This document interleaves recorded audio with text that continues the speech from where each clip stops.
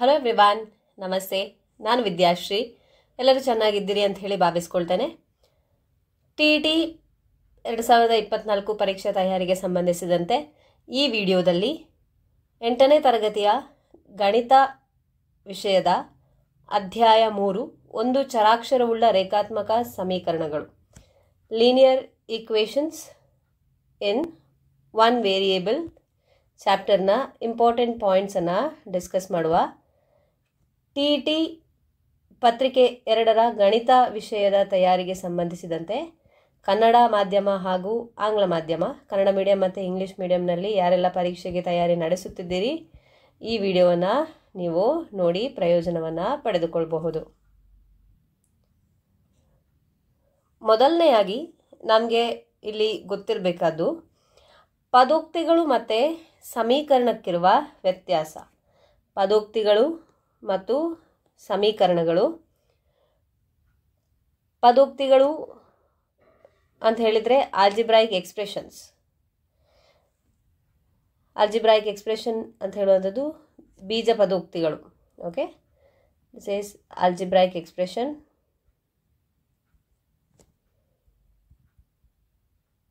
ಹಾಗೆ ಸಮೀಕರಣಗಳು ಅಂದರೆ ಈಕ್ವೇಷನ್ಸ್.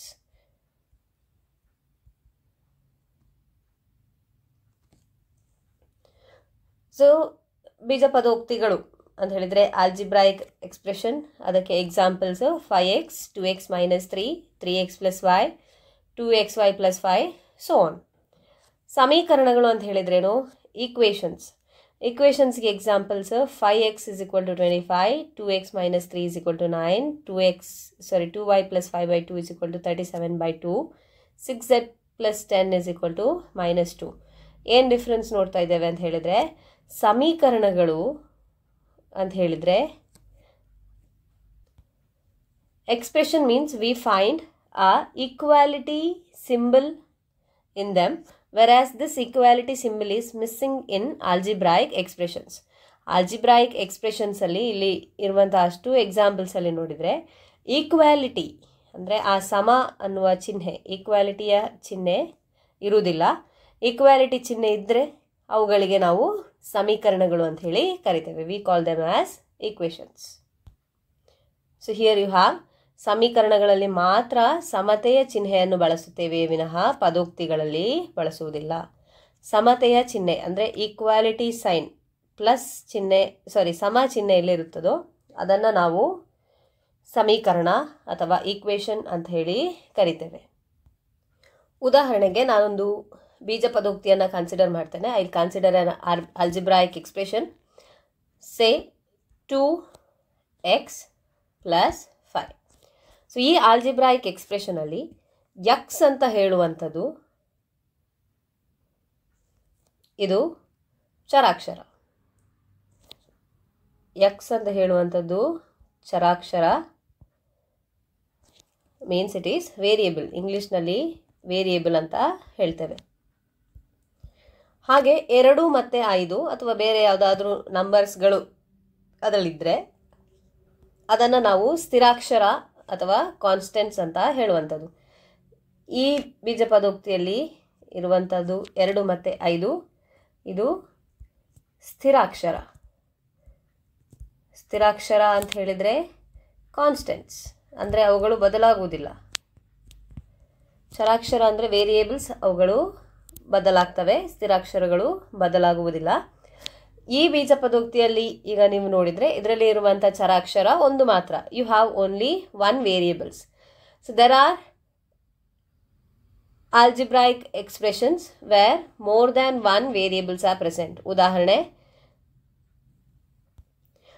2xy + 5 ಅಂತ ಹೇಳುವಂಥದ್ದು, ಅದರಲ್ಲಿ 2 ಚರಾಕ್ಷರ ಅಥವಾ 2 ವೇರಿಯೇಬಲ್ಸ್ ಇದೆ. It's an algebraic expression with 2 variables. So ನಾವು ಇಲ್ಲಿ ಈ ಪಾಠದಲ್ಲಿ ಕಲಿಯುವಂತಹ ಎಕ್ಸ್ಪ್ರೆಷನ್ಸಲ್ಲಿ ಅಥವಾ ಪದೋಕ್ತಿಗಳನ್ನು ನಾವು ಏನು ಕನ್ಸಿಡರ್ ಮಾಡ್ತೇವೆ ಅದರಲ್ಲಿ ಚರಾಕ್ಷರದ ಅತಿ ಹೆಚ್ಚಿನ ಘಾತ 1 ಆಗಿರಬೇಕು.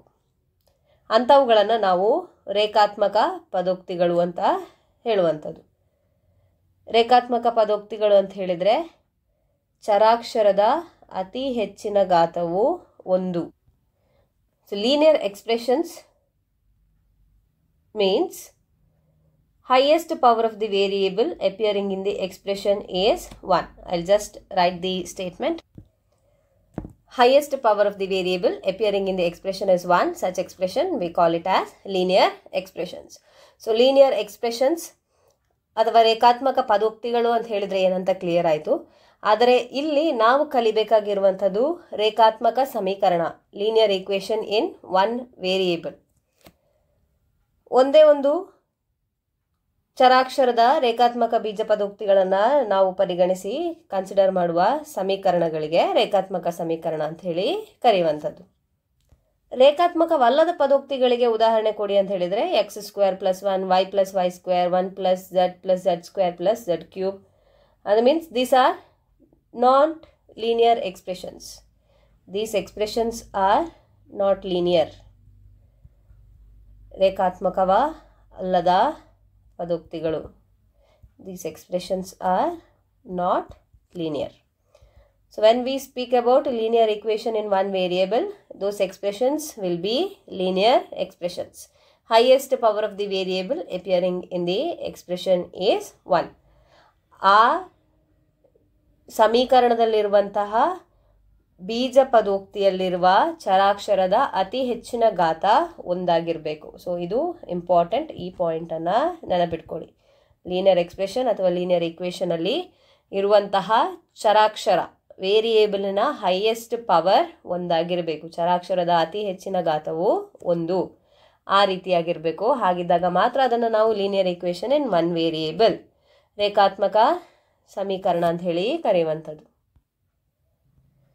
ಬೀಜಗಣಿತೀಯ ಸಮೀಕರಣ ಅಂತ ಹೇಳಿದರೆ ಚರಾಕ್ಷರಗಳನ್ನೊಳಗೊಂಡ ಪದೋಕ್ತಿ ಸಮತೆಯನ್ನು ತಿಳಿಸುವ ಒಂದು ಉಕ್ತಿ. Algebraic equation is an equality involving variable. So ಇಲ್ಲಿ 2x - 3 = 7 ಅಂತ ಹೇಳುವಂಥದ್ದು ಬೀಜಗಣಿತೀಯ ಸಮೀಕರಣ. It is an algebraic expression. ಅದರಲ್ಲಿ x ಅಂತ ಹೇಳುವಂಥದ್ದು ಚರಾಕ್ಷರ ಅಂದರೆ ವೇರಿಯೇಬಲ್. ಆಲ್ರೆಡಿ ಬರೆದಿದ್ದೇನೆ. Again I'll write. ಚರಾಕ್ಷರ ಅಂದರೆ ವೇರಿಯೇಬಲ್. ಈಕ್ವಾಲಿಟಿ ಸಿಂಬಲ್ ಏನಿದೆ ಅದನ್ನು ನಾವು ಸಮತೆ, ಈಕ್ವಾಲಿಟಿ ಅಂತ ಹೇಳುವಂಥದ್ದು. ಸಮತೆ ಆರ್ ಈಕ್ವಾಲಿಟಿ ಅವೆಲ್ಲವನ್ನು ಸೇರಿಸಿ ನಾವು ಸಮೀಕರಣ ಅಥವಾ ಈಕ್ವೇಷನ್ ಅಂತ ಹೇಳಿ ಕರೆಯುವಂಥದ್ದು. ಬಲಗಡೆ ಇರುವುದು right hand side of the equation we have 7. Left hand side of the equation we have 2x - 3. LHS RHS ಬಲಗಡೆ ಅಥವಾ ಎಡಗಡೆ ಅಂತ ಹೇಳಿ ಕರೆಯುವಂಥದ್ದು. ಎಡಭಾಗ ಬಲಭಾಗ. ಒಂದು ಸಮೀಕರಣದಲ್ಲಿರುವ ಚರಾಕ್ಷರಗಳಿಗೆ ಕೆಲವು ಬೆಲೆಯನ್ನು ಕೊಟ್ಟರೆ ಮಾತ್ರ ಸಮೀಕರಣದ ಎಡಭಾಗ ಮತ್ತು ಬಲಭಾಗದಲ್ಲಿರುವ ಪದೋಕ್ತಿಗಳು ಸಮವಾಗಿರುತ್ತವೆ. ಅಂತಹ ಬೆಲೆಗಳಿಗೆ ಸಮೀಕರಣದ ಪರಿಹಾರಗಳು ಅಂತ ಹೆಸರು.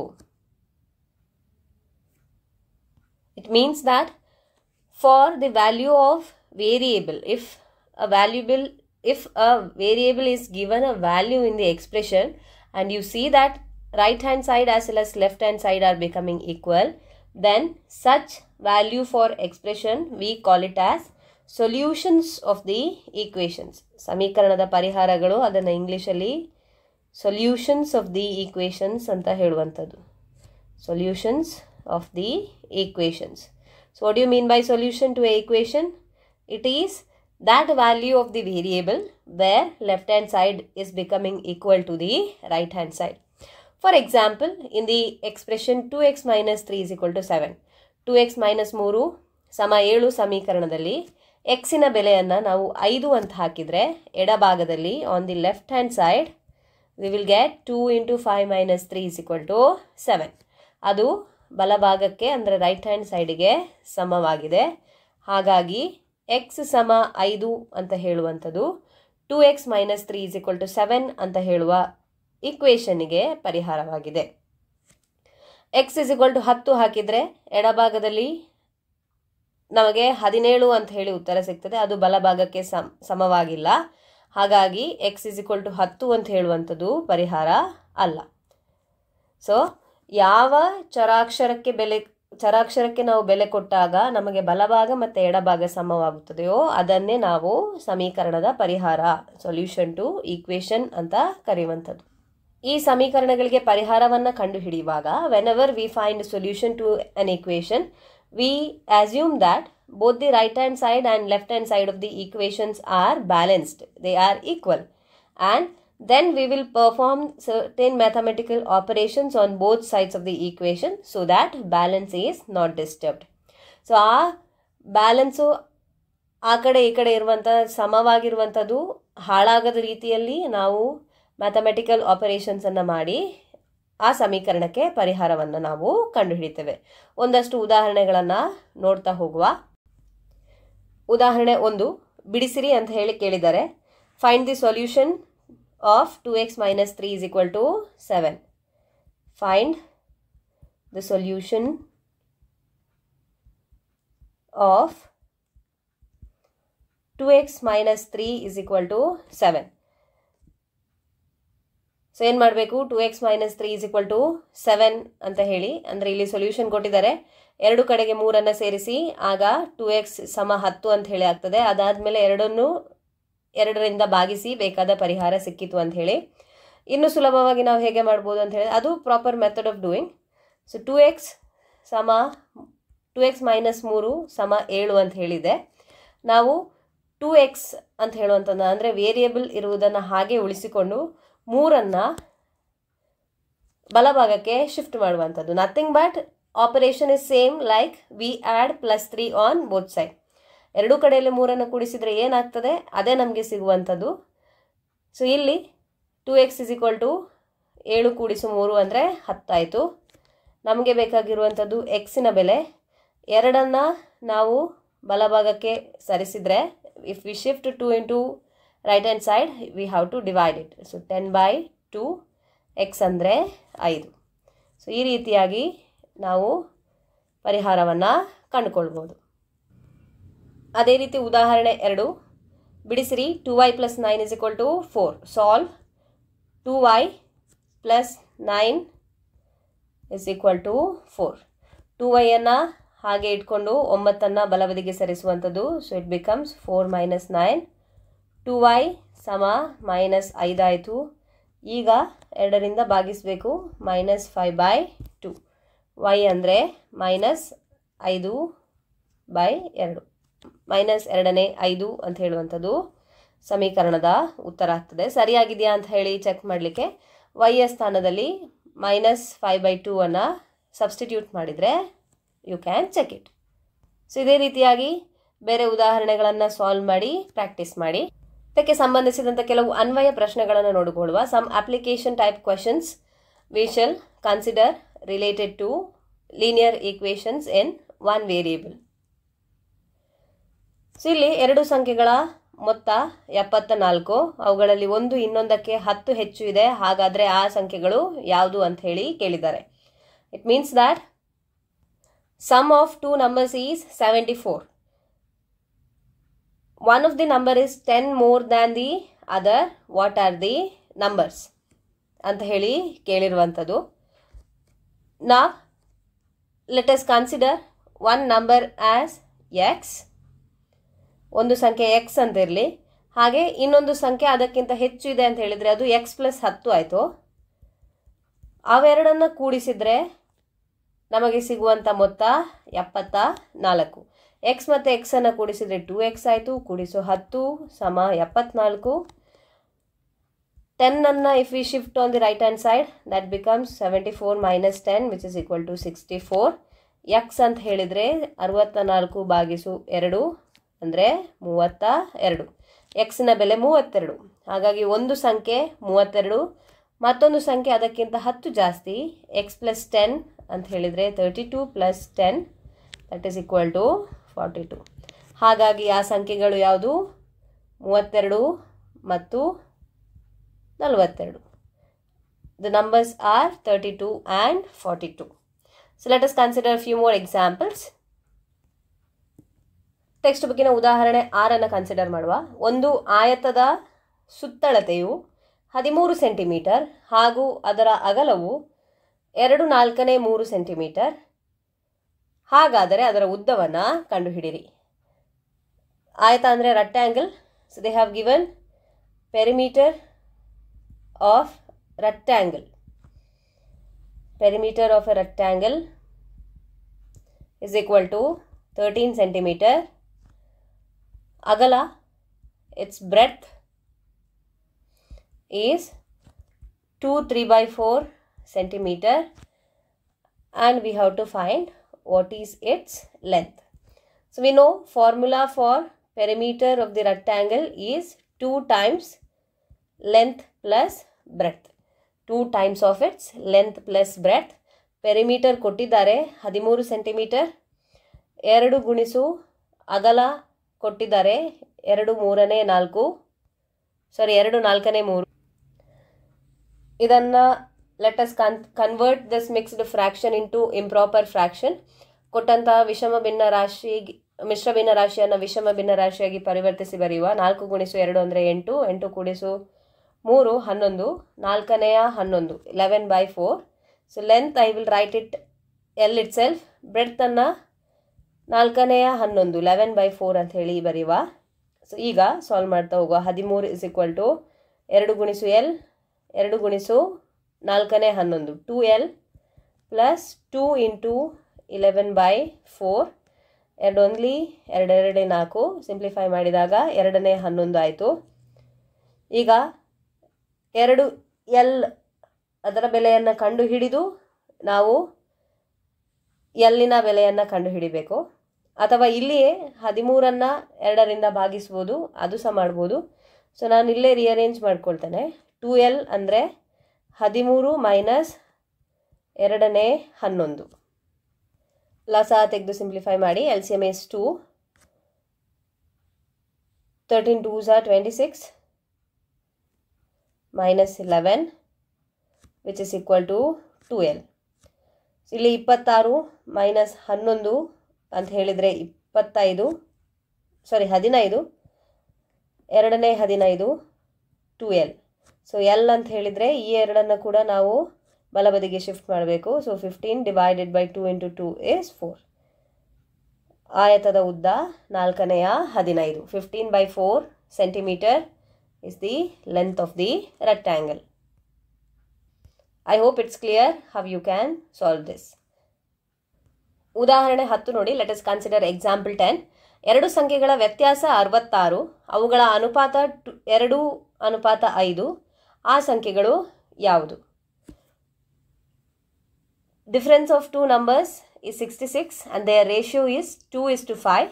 What are those two numbers? ನಮಗೆ ಅನುಪಾತವನ್ನು ಕೊಟ್ಟಿರೋದ್ರಿಂದ ನಾವು ಆ ಸಂಖ್ಯೆಗಳನ್ನು 2x ಮತ್ತು 5x ಅಂತ ಹೇಳಿ ಕನ್ಸಿಡರ್ ಮಾಡೋದು. ಸೊ ಅದರ ವ್ಯತ್ಯಾಸಗಳು ಅಂದರೆ 5x minus 2x is equal to 66. 5x minus 2x is equal to 66 ಆಯಿತು. 5xಯಿಂದ 2x ಅನ್ನು ತೆಗೆದರೆ 3x ಆಯಿತು, ಸಮ 66.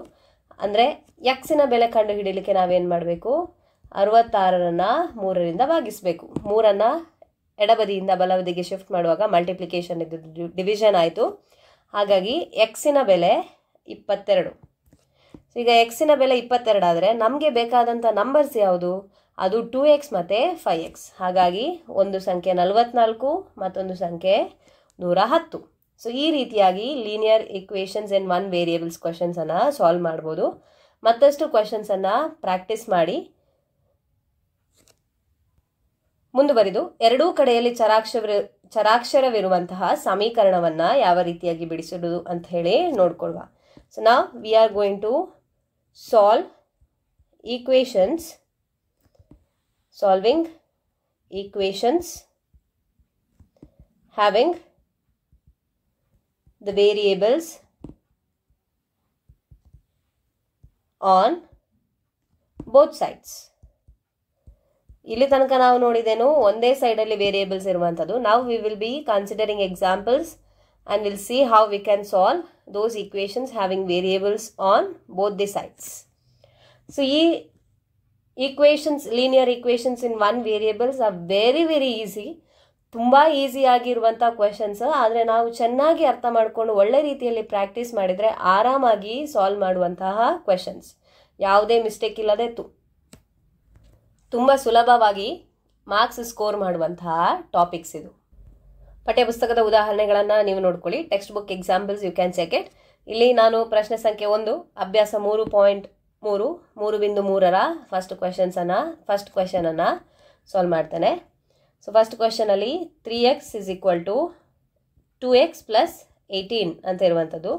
ಸೊ ಈ ಚರಾಕ್ಷರಗಳು ಏನಿದ್ದಾವೆ ಅಂದರೆ ವೇರಿಯೇಬಲ್ಸ್ ಏನಿದ್ದಾವೆ ಅವೆರಡನ್ನ ಒಂದೇ ಬದಿಗೆ ತರಬೇಕು. ಸೊ 3x - 2x = 18 ಆಯಿತು. 3x - 2x ಅಂತ ಹೇಳಿದರೆ x ಆಯಿತು. ಎಕ್ಸಿನ ಬೆಲೆ ಎಷ್ಟಾಗಿದೆ? 18. x ಅಂದರೆ 18. ಸುಲಭ. ನಾವು ಹೇಗೆ ಒಂದು ಬದಿಯಲ್ಲಿ ವೇರಿಯೇಬಲ್ ಇರುವಾಗ ಸಾಲ್ವ್ ಮಾಡಿದ್ವೋ ಅದೇ ರೀತಿಯಲ್ಲಿ ಇದು ಕೂಡ ಎರಡು ಬದಿಯಲ್ಲಿ ವೇರಿಯೇಬಲ್ಸ್ ಇರುವುದನ್ನು ಸಾಲ್ವ್ ಮಾಡೋದು. ಈಗ ಕ್ವೆಶನ್ ನಂಬರ್ 9 ನೋಡುವ. 2y + 5/3 = 26/3 - y ಅಂತಿದೆ. -y ಅದನ್ನು ನಾನು ಎಡಬದಿಗೆ ಶಿಫ್ಟ್ ಮಾಡ್ತೇನೆ. ಹಾಗೆ 3ನೇ 5ಅನ್ನು ಬಲಬದಿಗೆ ಶಿಫ್ಟ್ ಮಾಡ್ತೇನೆ. ಆಗ 2y + y ಆಯಿತು. ಯಾಕೆ +y? ಇಲ್ಲಿರುವುದು -y, ಅದನ್ನು ಎಡಬದಿಗೆ ತಂದಾಗ ಅದು +y ಆಯಿತು. ಸಮ 3ನೇ 26 26/3 - 5/3 -3ನೇ 5 ಆಯಿತು. ಇಲ್ಲಿದ್ದದ್ದು +5/3, ಅದನ್ನು ಇನ್ನೊಂದು ಬದಿಗೆ ಹೋಗುವಾಗ -5/3 ಆಯಿತು. ಮುಂದುವರಿದು 2y + y 2y + 1y 3y ಆಯಿತು. ನಮಗೆ ಇಲ್ಲಿ ಭಿನ್ನರಾಶಿ ರೂಪದಲ್ಲಿದೆ, ಛೇದಗಳು ಒಂದೇ ಆಗಿರೋದ್ರಿಂದ ಅಂಶಗಳನ್ನು ಕಳೆದು ಬರೆದರಾಯಿತು. 26 - 5 = 21. So 3y = 21/3. y ಯ ಬೆಲೆ ಬೇಕು 21/9. ಸಿಂಪ್ಲಿಫೈ ಮಾಡ್ಬೋದು. 3 3s are 9, 3 7s are 21. ಹಾಗಾಗಿ y ಯ ಬೆಲೆ 3ನೇ 7, ಇಟ್ ಈಸ್ 7/3. ಹೆಚ್ಚಿನ ಅನ್ವಯಗಳು, ಸಮ್ ಮೋರ್ ಅಪ್ಲಿಕೇಶನ್ಸ್ ಅಂತ ಹೇಳಿ ಮತ್ತೊಂದೆರಡು ಉದಾಹರಣೆಗಳನ್ನು ಕೊಟ್ಟಿದ್ದಾರೆ. ಅದನ್ನು ಕೂಡ ನೋಡ್ಕೊಳ್ಳಿ. ತುಂಬ ಸುಲಭದಲ್ಲಿ ಇದೇ ರೀತಿಯಾಗಿ ಸಾಲ್ವ್ ಮಾಡ್ಬೋದು. ಮುಂದೆ ಹೋಗ್ತಾ ಸಮೀಕರಣಗಳನ್ನು ಸುಲಭ ರೂಪಕ್ಕೆ ತರುವುದು ಹೇಗೆ? How we can reduce equation to simpler form. So ನಾವು let us discuss reducing equations to simpler form. ಹೇಗೆ ಸರಳ ರೂಪಕ್ಕೆ ತರಬಹುದು ಅಂತ ಹೇಳಿ ನೋಡುವ. ಅದಕ್ಕೆ ಸಂಬಂಧಿಸಿದ ಅಭ್ಯಾಸ 3.5, ಅದರಲ್ಲಿ ಪ್ರಶ್ನೆ ಸಂಖ್ಯೆ 1 ಹೇಗೆ ಸಾಲ್ವ್ ಮಾಡೋದು ಅಂತ ಹೇಳಿ ನೋಡುವ. ಹಾಗೆ ಪ್ರಶ್ನೆ ಸಂಖ್ಯೆ 4 ಇದೆರಡನ್ನು ಇಲ್ಲಿ ತೋರಿಸ್ತೇನೆ, ಉಳಿದದ್ದನ್ನು ನೀವು ಮಾಡಿ ಪ್ರಾಕ್ಟೀಸ್ ಮಾಡಿ. ಪ್ರಶ್ನೆ ಸಂಖ್ಯೆ 1 ಇಲ್ಲಿ ಮೇಲ್ಗಡೆ ಬರೀತೇನೆ. x/2 - 1/5 = x/3 + 1/4. ಸೊ ಏನು ಮಾಡುವ? ವೇರಿಯೇಬಲ್ಸನ್ನು ನಾನು ಎಡಭಾಗಕ್ಕೆ ತರ್ತೇನೆ, ಹಾಗೆ ಕಾನ್ಸ್ಟೆಂಟ್ಸನ್ನು ಬಲಭಾಗಕ್ಕೆ ಶಿಫ್ಟ್ ಮಾಡ್ತೇನೆ. So this is x/2 - x/3 that's equal to 1/4 + 1/5. Denominators same ಮಾಡಬೇಕು, ಹಾಗಾಗಿ LCM ತೆಗೆಯುವ. LCM of 2 and 3 is 6. So ಇಲ್ಲಿ 3ಇಂದ ಮಲ್ಟಿಪ್ಲೈ ಮಾಡಿರುವಂಥದ್ದು, ಹಾಗೆ ಇಲ್ಲೂ 3ಇಂದ ಮಲ್ಟಿಪ್ಲೈ ಮಾಡಬೇಕು. 3 × 2 is 6, ಹಾಗೆ ಎಕ್ಸ್ಗೂ 2ಇಂದ ಮಲ್ಟಿಪ್ಲೈ ಮಾಡಬೇಕು. 3x - 2x ಆಯಿತು. 4 ಮತ್ತು 5 ಅದರ ಲಾಸ LCM is 20. 4 5 20, ಹಾಗೆ ಒಂದನ್ನು ಕೂಡ 5ರಿಂದ ಮಲ್ಟಿಪ್ಲೈ ಮಾಡಬೇಕು. 5 4 20, ಹಾಗೆ ಅಲ್ಲಿ ಒಂದನ್ನು 4ರಿಂದ ಮಲ್ಟಿಪ್ಲೈ ಮಾಡಬೇಕು. So it is 5 + 4. 3x - 2x is x divided by 6 is equal to 5 + 4 is 9/20. ಈಗ ಎಕ್ಸಿನ ಬೆಲೆ ಕಂಡು ಹಿಡಿಲಿಕ್ಕೆ ನಾವು 6ಅನ್ನು ಬಲಭಾಗಕ್ಕೆ ಶಿಫ್ಟ್ ಮಾಡಿದರೆ ಆಯಿತು. x is equal to 9 × 6/20. Simplification 3 2s are 3 10s are 27/10. ಎಕ್ಸಿನ ಬೆಲೆ 10ನೇ 27. 27/10 is the value of x for question number 1. ಈಗ ಪ್ರಶ್ನೆ ಸಂಖ್ಯೆ 4. ಇಲ್ಲಿ ಫಸ್ಟ್ಗೆ 3ಅನ್ನು ಬಲಭಾಗಕ್ಕೆ ಹಾಗೂ 5ಅನ್ನು ಎಡಭಾಗಕ್ಕೆ ತರ್ತೇನೆ. ಹಾಗೆ ನಾವು 5 × x - 5 is equal to 3 into x minus 3 ಆಯಿತು. ಮಲ್ಟಿಪ್ಲೈ ಮಾಡುವಂಥದ್ದು ಬ್ರ್ಯಾಕೆಟ್ನ ಒಳಗಡೆ. So you can write 5x minus 25 that is equal to 3x minus 9. ಈಗ ಎಕ್ಸ್ ಅಂದರೆ ಚರಾಕ್ಷರಗಳೇನಿದೆ ವೇರಿಯೇಬಲ್ಸನ್ನು ಒಂದೇ ಕಡೆಗೆ ಬರೀಬೇಕು. So you can write 5x minus 3x ಸಮ -9 ಪ್ಲಸ್ 25. -25 ಇಲ್ಲಿದ್ದದ್ದು ಅದನ್ನು ಇನ್ನೊಂದು ಬದಿಗೆ ಶಿಫ್ಟ್ ಮಾಡುವಾಗ ಪ್ಲಸ್ 25 ಆಯಿತು. 5x minus 3x is 2x that is equal to 25 minus 9 is 16. x ಅಂದರೆ 16/2. Nothing but x is equal to 8. So ಈ ರೀತಿಯಾಗಿ ಸಾಲ್ವ್ ಮಾಡಿ ಆನ್ಸರನ್ನು ಫೈಂಡ್ ಮಾಡೋದು. ಸೊ ಉಳಿದ ಲೆಕ್ಕಗಳನ್ನು ನೀವು ಬಿಡಿಸಿ ಅಭ್ಯಾಸ ಮಾಡಿ. ತುಂಬ ಈಸಿಯಾಗಿ ಸಾಲ್ವ್ ಮಾಡುವಂಥ ಕ್ವೆಶನ್ಸ್ ಇರುವಂಥದ್ದು. ಯಾವುದಾದ್ರೂ ಗೊತ್ತಾಗಲಿಲ್ಲ ಅಂದರೆ ಕಮೆಂಟ್ ಸೆಕ್ಷನಲ್ಲಿ ತಿಳಿಸಿ. ಮುಂದಿನ ವಿಡಿಯೋದಲ್ಲಿ ನಾನು ನಿಮಗೆ ಸಾಲ್ವ್ ಮಾಡಿ ಕೊಡ್ತೇನೆ. ಮುಂದೆ ರೇಖಾತ್ಮಕ ರೂಪಕ್ಕೆ ತರಬಹುದಾದ ಸಮೀಕರಣಗಳು, equations reducible to the linear form. Linear ಫಾರ್ಮಿಗೆ ರೆಡ್ಯೂಸ್ ಆಗುವಂತಹ ಈಕ್ವೇಷನ್ಸನ್ನು ಕೊಟ್ಟಿರ್ತಾರೆ. ಅವುಗಳನ್ನು ಸಾಲ್ವ್ ಮಾಡಿ ನಾವು ಬೆಲೆಯನ್ನು ಕಂಡುಹಿಡಿಬೇಕು. ಅಭ್ಯಾಸ 3.6ರ ಕ್ವೆಶನ್ ನಂಬರ್ 1 ಇಲ್ಲೇ ಸಾಲ್ವ್ ಮಾಡಿ ತೋರಿಸ್ತೇನೆ. 3x ಬಲಭಾಗಕ್ಕೆ ಶಿಫ್ಟ್ ಮಾಡಿದರೆ we can write 8x minus 3 is equal to 3x into 2. 3x into 2 ಅಂತ ಹೇಳಿದರೆ 3 ಇಂಟು 2 6 ಆಯಿತು, 6x ಆಯಿತು. 8x minus 3. ಎಕ್ಸ್ಗಳು ಅಂದರೆ ವೇರಿಯೇಬಲ್ಸ್ ಚರಾಕ್ಷರಗಳನ್ನು ಒಂದೇ ಬದಿಯಲ್ಲಿ ಬರೀಬೇಕು. So I write 8x minus 6x is equal to plus 3. -3 ಈ ಕಡೆಗಿದ್ದದ್ದು ಆ ಕಡೆ ಬರೆಯುವಾಗ ಪ್ಲಸ್ 3 ಆಯಿತು. 8 minus 6 is 2. So 2x is equal to 3. X ಅಂತ ಹೇಳಿದರೆ 3/2. ಸೊ ಇಲ್ಲಿ ಪರಿಹಾರ ನಮಗೆ ಸಿಕ್ಕಿತು. ಅದು ಎರಡನೆಯ 3. ಈಗ ಪ್ರಶ್ನೆ ಸಂಖ್ಯೆ 6 ಹೇಗೆ ಸಾಲ್ವ್ ಮಾಡೋದು ಅಂತ ಹೇಳಿ ನೋಡುವ. ಹರಿ ಮತ್ತು ಹ್ಯಾರಿ ಇವರ ವಯಸ್ಸು 5:7 4 ವರ್ಷದ ನಂತರ ಅನುಪಾತ 3:4 ಆಗುತ್ತದೆ. ಅವರ ಈಗಿನ ವಯಸ್ಸೆಷ್ಟು? The ages of Hari and Harry are in the ratio 5:7.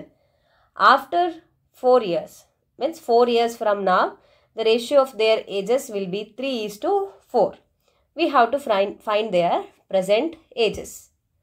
So ಇಲ್ಲಿ ಅವರ ಪ್ರೆಸೆಂಟ್ ಏಜ್ ಇದು ಅನುಪಾತ ಕೊಟ್ಟಿದ್ದಾರೆ 5:7 ಅಂತ ಹೇಳಿ. ಹಾಗಾಗಿ ಅವರ ಪ್ರೆಸೆಂಟ್ ಏಜನ್ನು ನಾವು 5x ಮತ್ತು 7x ಅಂತ ಹೇಳಿ ತಗೊಳ್ಳುವ.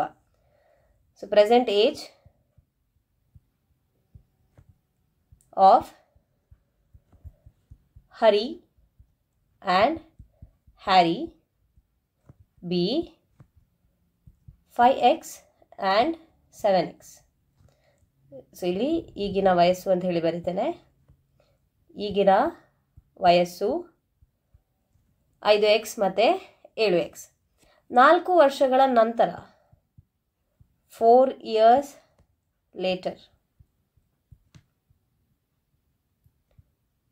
4 ವರ್ಷಗಳ ನಂತರ ಏನಾಗ್ತದೆ? ಇಬ್ಬರ ಏಜಸ್ ಕೂಡ 4 years ಜಾಸ್ತಿ ಆಗ್ತದೆ. ಸೊ ಹರಿ's age will be 5x plus 4 years and Harry's age will be 7x plus 4 years.